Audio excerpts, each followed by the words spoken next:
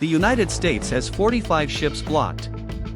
Iran just announced it is now making its own rules. And Washington declared the war, quote, terminated, on the exact same day Congress's war powers deadline expired. All of this happened today, May 1, 2026. Let me say that again clearly, because every one of those three things is a major news story on its own, and they happened within hours of each other. The U.S. Central Command confirmed this morning that an active naval blockade against Iran is ongoing, with 45 commercial vessels turned back. Then, at 8:04 p.m., Al Jazeera English published a breaking statement from the IRGC Navy, Iran's Islamic Revolutionary Guard Corps, announcing what it called new rules over waters near Iran's coast in the Arabian Sea and the Strait of Hormuz. And sandwiched between those two military announcements, Al Monitor reported that the White House declared the Iran war terminated, just as the 60-day War Powers Act clock ran out. Pressure campaign. Counter-escalation. Constitutional deadline. All on the same day.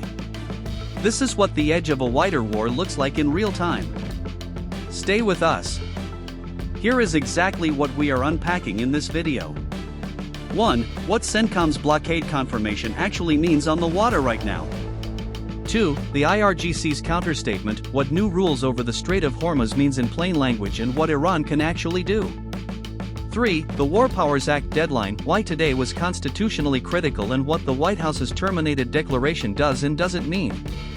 4. The economic warfare layer, new U.S. sanctions on Iran's shadow banking network that moves oil money through China. 5. Secretary Rubio's quiet diplomatic signal to the UK about Hormuz freedom of navigation and what that tells us about where the Allies stand. Subscribe and hit the bell right now, this story is moving by the hour and we will have updates as they break. Let's build the timeline precisely. We are on day 63 of what Middle East Eye is tracking as the war on Iran, so this conflict has been running since approximately March 29, 2026. That context matters enormously. On April 29, 2 days ago, Secretary of State Marco Rubio met with UK Foreign Secretary Yvette Cooper, on the occasion of the British royal family's visit to Washington. According to the official post from SEC Rubio, their conversation included a specific discussion about, and I'm quoting directly, the need for freedom of navigation in the Strait of Hormuz. That is diplomatic language for, we briefed our closest ally on what we are doing in those waters, and they were in the room. Then on May 1, starting in the early hours, the picture on the water sharpened considerably.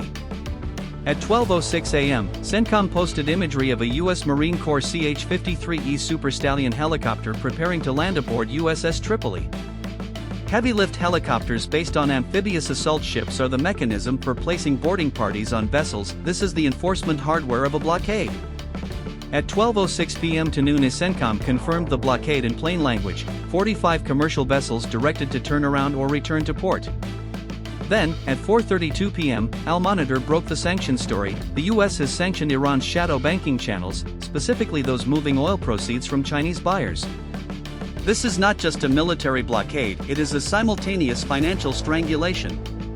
At 6 p.m., Al Monitor reported the White House declared the Iran war terminated as the War Powers Act deadline arrived. The War Powers resolution requires a president to either get congressional authorization or withdraw forces within 60 days of introducing them into hostilities. The White House's response, to declare the war over rather than seek authorization or withdraw, is a constitutional gambit that Congress will almost certainly contest. And then, at 8:04 p.m., the other shoe dropped.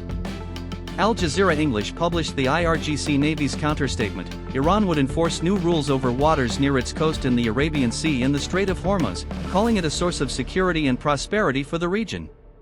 The framing, security and prosperity, mirrors the language Washington uses to justify its own naval presence.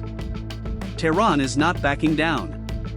It is announcing a counterposture.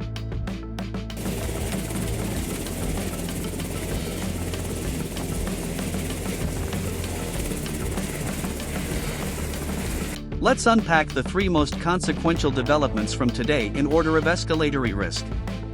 First, the IRGC counterstatement. When Iran's Revolutionary Guard Navy announces it will enforce new rules over the Strait of Hormuz, this is not rhetoric for domestic consumption only.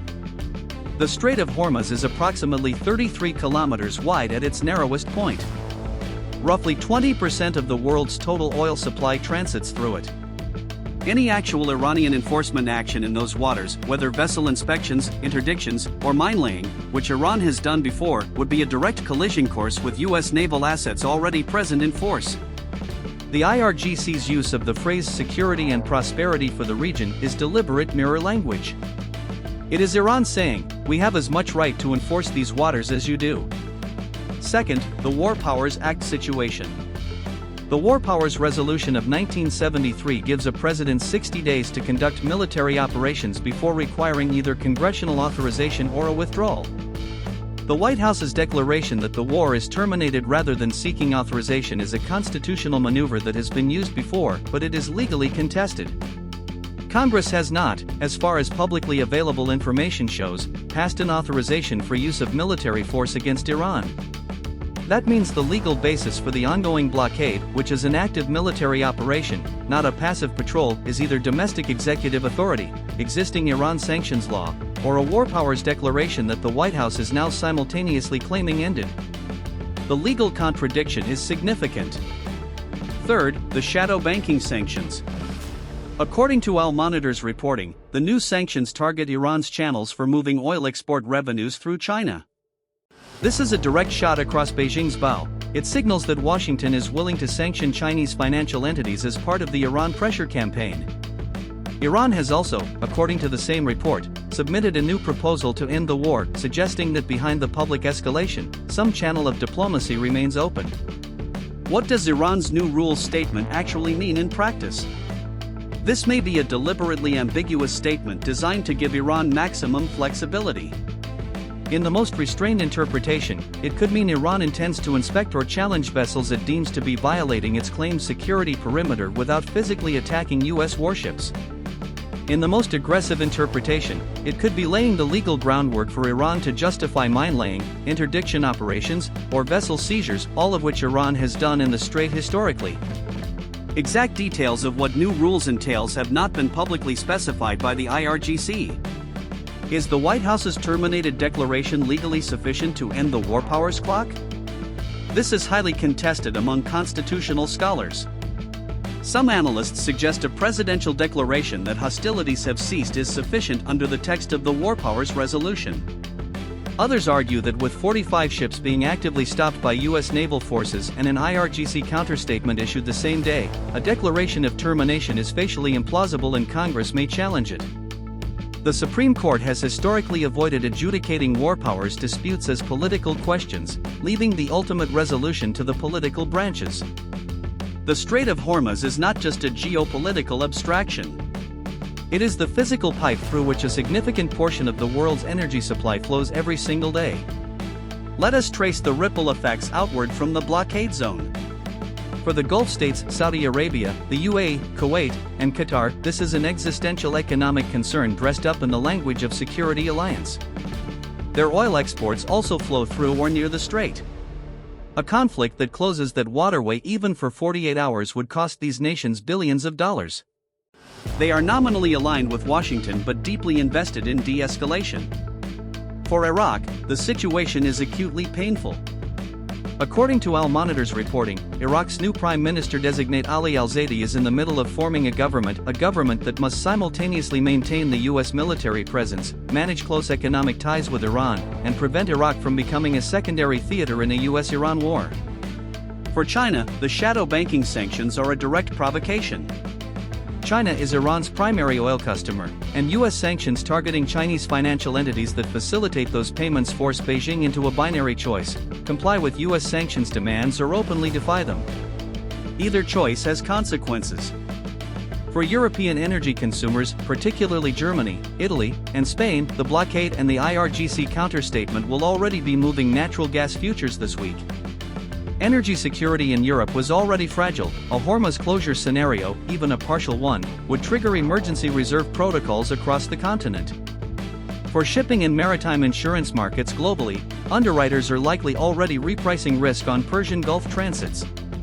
Even the perception of an IRGC counter-enforcement posture in the Strait will push premiums sharply higher, raising costs for every commodity that moves by sea. Now let's present the strongest case for Iran's position and for those who believe the United States has overreached, because those arguments are substantive and they deserve a fair hearing in this format. From Tehran's perspective, and from the perspective of international law critics of the blockade, the picture looks very different. Iran is a sovereign state within its own maritime region. The Arabian Sea and the waters adjacent to the Strait of Hormuz are, under the UN Convention on the Law of the Sea, subject to Iran's jurisdiction within its territorial waters and exclusive economic zone. An outside military power imposing a blockade on those waters and turning back 45 commercial vessels, many of which carry cargo from neutral third countries, is, in this reading, an act of aggression, not law enforcement. The IRGC's counterstatement announcing new rules can be framed not as escalation but as a proportionate reassertion of sovereignty. If the United States can announce enforcement rules over these waters, so can the nation that borders them.